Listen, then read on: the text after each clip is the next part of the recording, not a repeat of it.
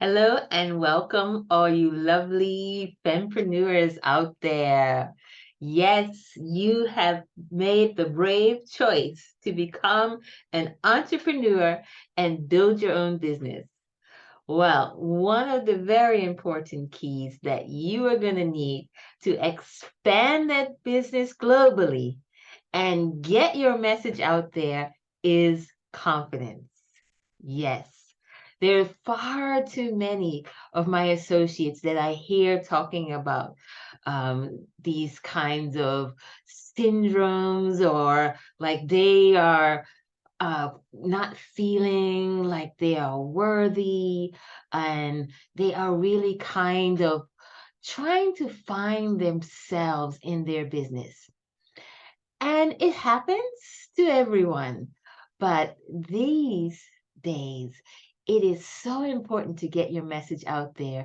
And video is one of the factors that is really going to make a difference, because people are now buying from people that they know and can relate to and can see and interact with.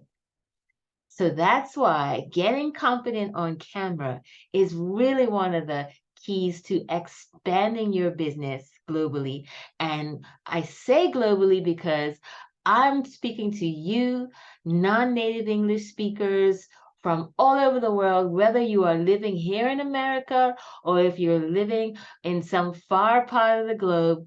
You want your business to be huge, of course, and you want people to know about your brand. So let's talk about three main areas.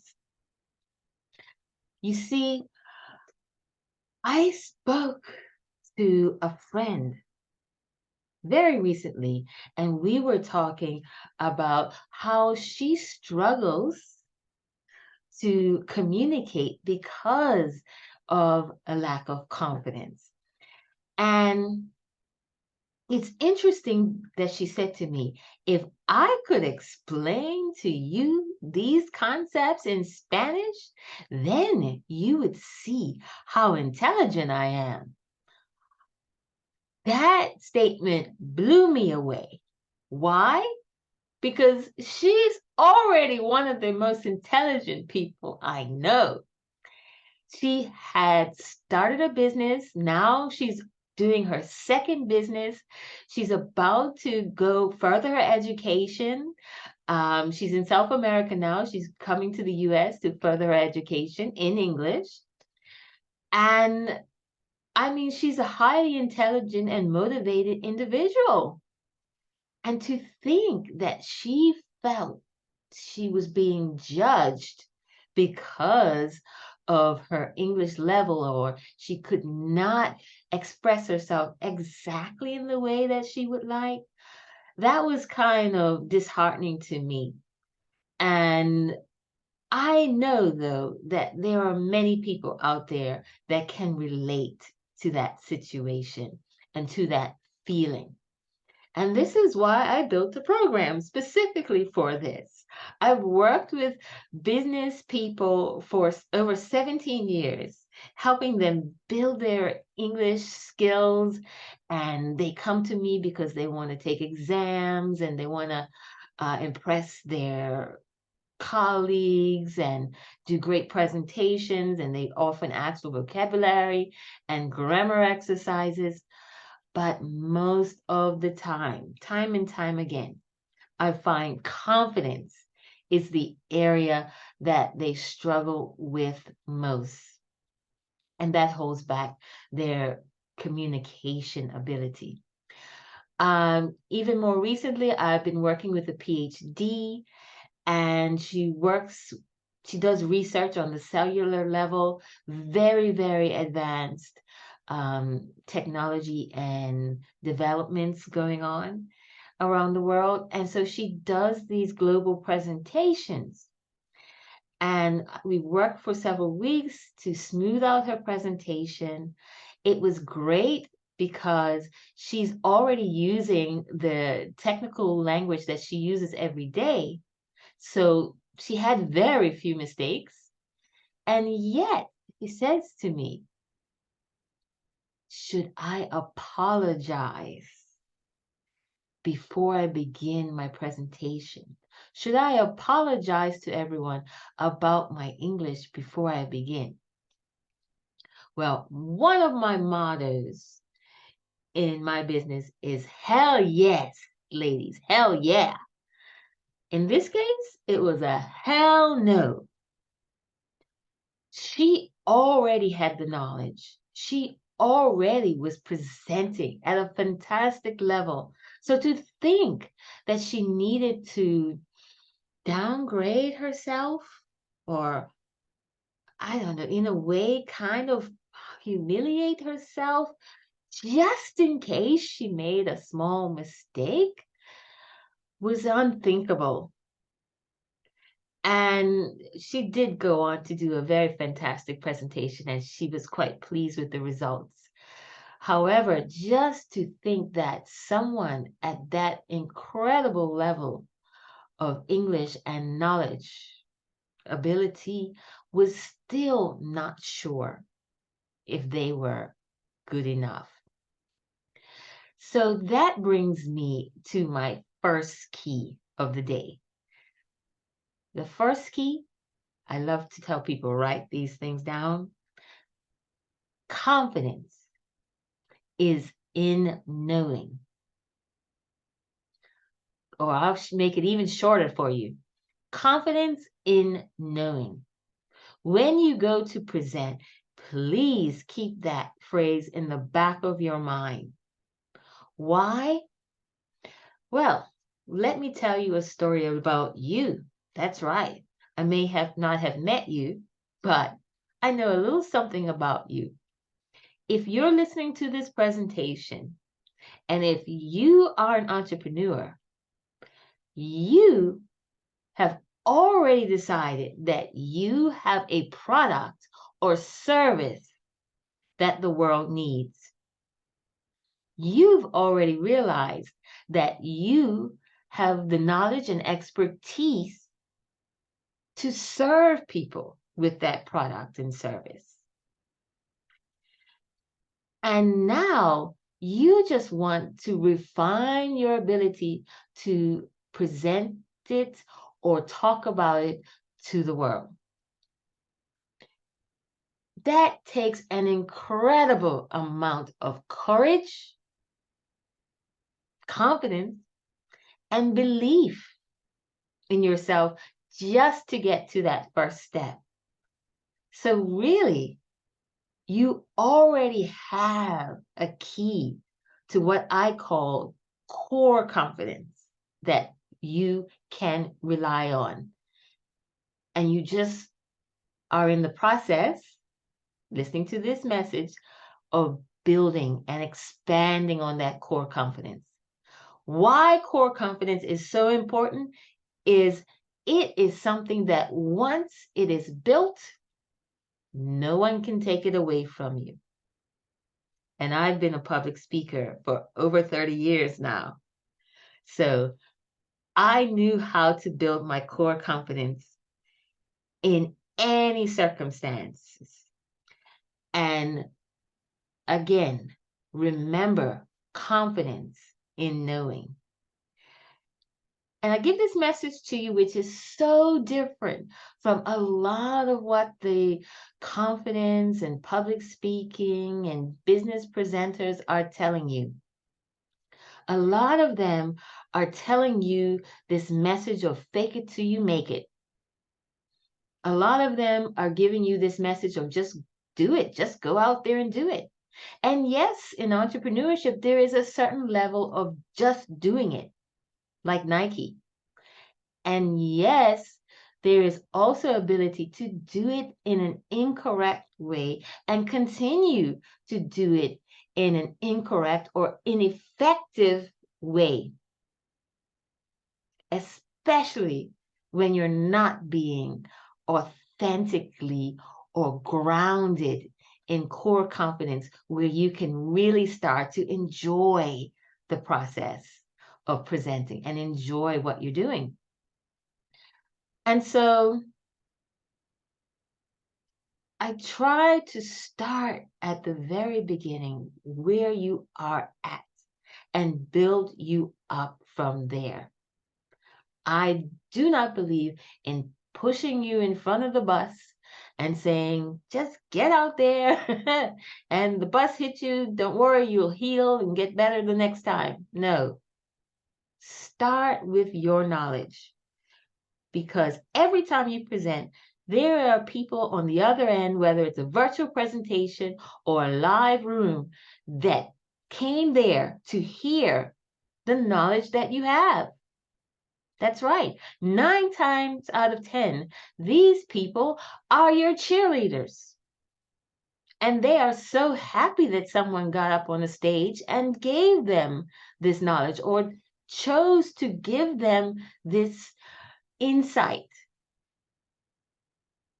And what happens is, in our minds, a lot of times we have the opposite image, in where, okay, a perfect example is, I love to watch a lot of British television.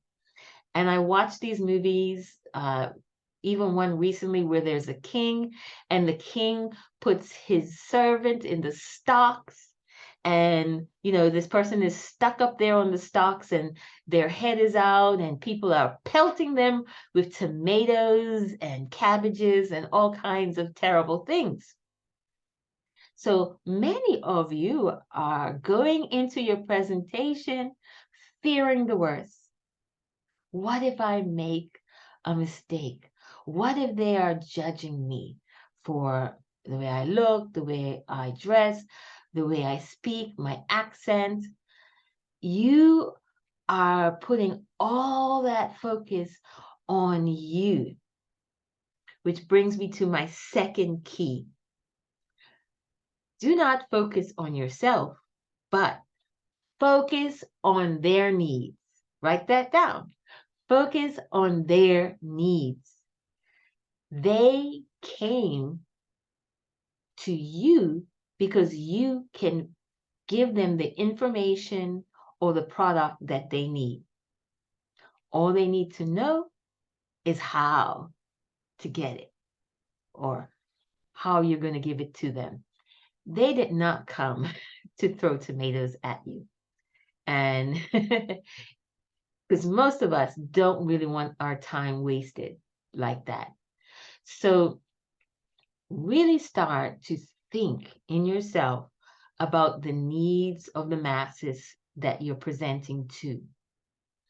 And I'll tell you this, you have this huge advantage of the virtual stage. There are a lot of needs in the world today. Some people are needing money donations. Some people are needing clothing. Some people are needing housing. And unfortunately, we are not able to get to everyone that is in need right now. But with the virtual stage and the technology that is available to you presenters, you can fulfill a need globally. You see, in previous times, or as I say, back in the day, mental health was very secretive and not so talked about, and there was a lot of shame about it. And to some extent, there still is. However, if your business is in coaching, guess what? You are able to help someone get to the next level and improve their quality of life. So that is a gift. Why would you hold that gift back? Take the advantage of the virtual stage and share your gifts with the people that need them. And when you start creating your presentation, set for yourself the goal. This time, or in this way, you will never fail if you have the goal of passing on a few nuggets of knowledge, whether it be 3 keys or 5 steps. You have the goal of passing on a certain level of knowledge, and you can structure your talk so that you are able to walk away from that presentation knowing that you gave those keys and that information to those people. Regardless of whether you made a mistake, regardless of if it seemed like the audience was really receptive or not, you can walk away feeling successful because you gave them that gift. The rest is up to them. And when you start really focusing on the gift that you're giving people, it allows you to step away from the me. How am I looking? How are they judging me? How do they feel about me? How will they receive me? It's not about you. It's about the gift that you have to give. And they need it. And that's why they came. You're on that stage in a position of authority. Remember that. Now, also so important is to structure your talk. Don't just have the knowledge, but have a structure. I attended a talk a few weeks ago on business communication. And I was very interested in what the young lady was going to present about. I wanted to hear what her take was on this. And unfortunately, although it was designed to be a very interactive talk, which is a good thing, unfortunately, she took questions at the very beginning of the talk.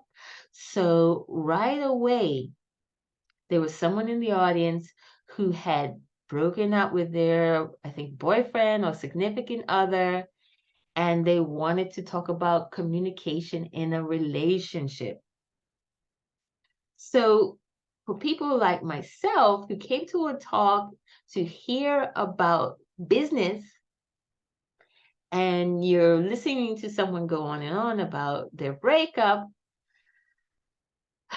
I said, boy, this is not what I came for. So you really kind of have to have a structure and make sure that you stay within that structure and you hit those targets before you get off your virtual stage so that people walk away with that information.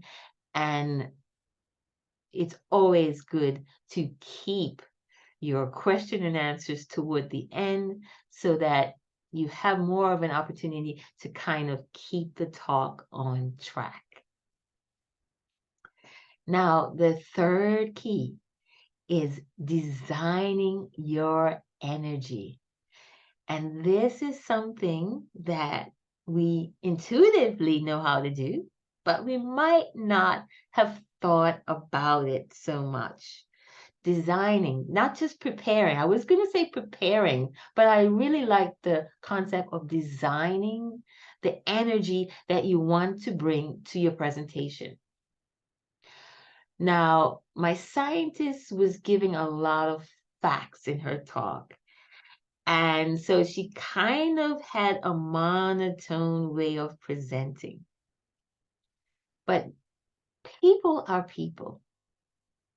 Whether you're talking about science, you're talking about your business, you're talking about your life, there is a way that you can build up the energy to come through the screen and capture people's attention. If you prepare and design that energy in advance. So guess what the energy that I want to bring to you is? Especially when I have a large group and I'm presenting, I want to bring them excitement. I want to bring them joy. I want them to feel the confidence that, yes, these are 3 keys that I can do. These are simple steps that I can apply to my next talk, whether it be on Instagram or TikTok or YouTube, wherever you're going with it. These are simple steps. And you can really decide in advance the kind of energy you want to bring. I want to bring an energy of confidence. I want to transfer that from myself to you out there who is listening so that you can walk away feeling, yes, yes, I can. And this may vary from person to person. A lot of my entrepreneur acquaintances are in the field of yoga and meditation, so their energy is more calm and soothing and just relaxed. And so that is a different energy that they want to bring. And why not design that and focus on bringing that before you press record? You see, you really want people to feel what you're telling them. So much of language and communication is body language and energy. So, regardless of if you make a few English mistakes or if you trip over your words, I've done that many times.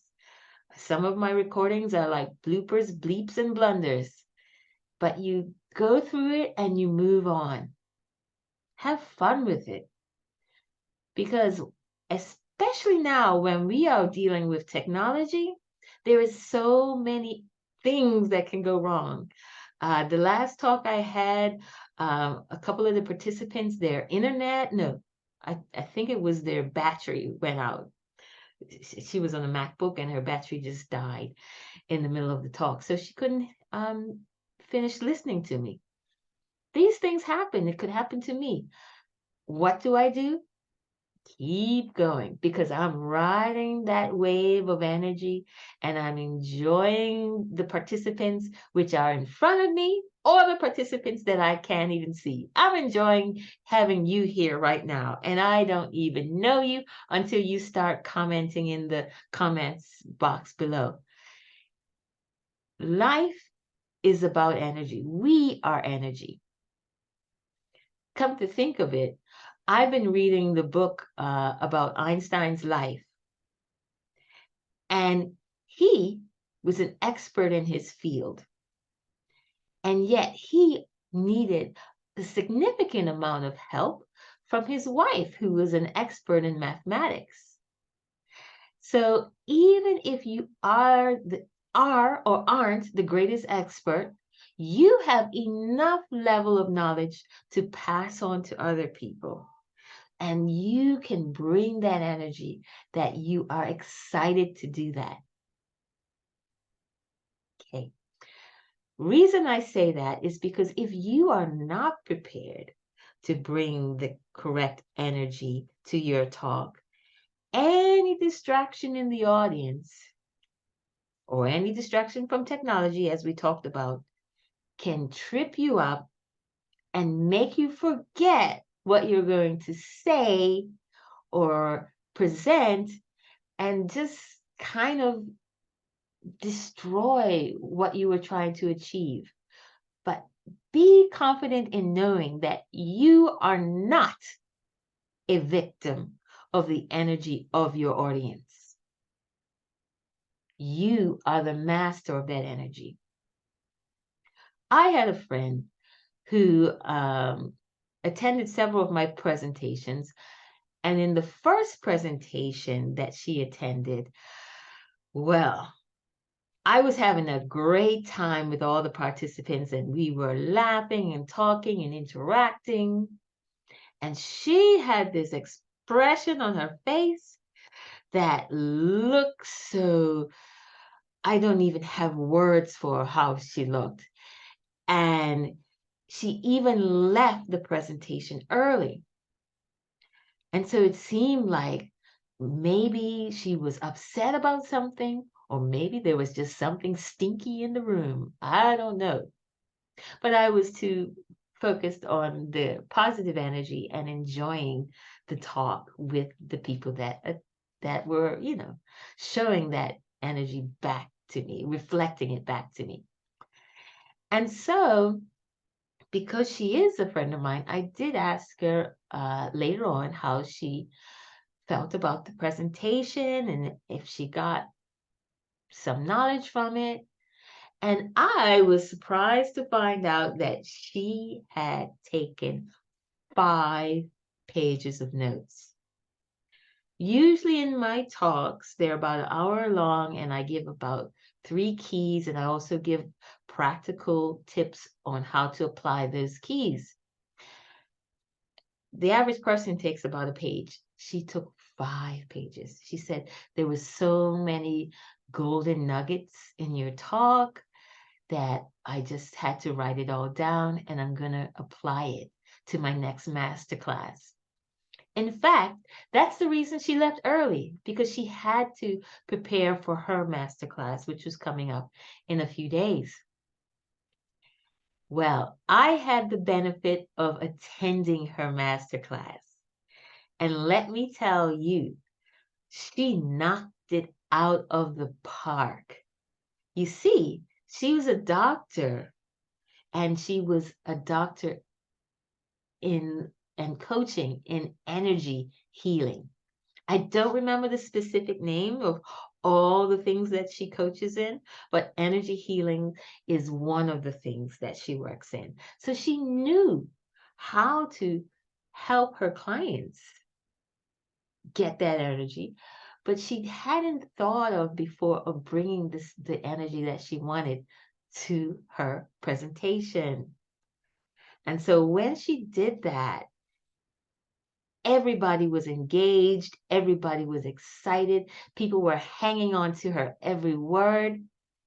And I was humbled and honored, because that is the best gift a teacher can receive, to see people apply the knowledge that you gave them. So if I had focused on her expression, I know there's an expression out there, they call it resting bitch face. And I don't like that, because it typically points to women, even though it can be men that have a negative expression during a presentation. Anyone can do it.